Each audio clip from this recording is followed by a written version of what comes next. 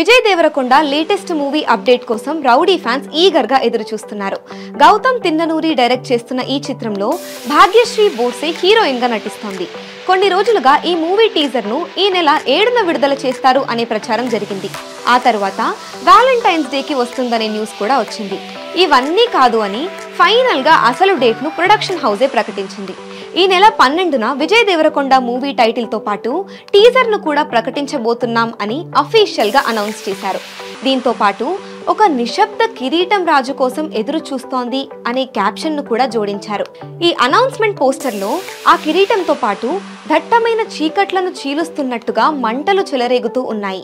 ఈ మూవీలో విజయ్ దేవరకొండ స్పైగా నటిస్తున్నాడనే ప్రచారం ఉంది. అది నిజమా కాదా అనేది ఈ టీజర్ తో తెలియబోతోంది. ఇక సినిమాను మే 30న విడుదల చేయబోతున్నారు.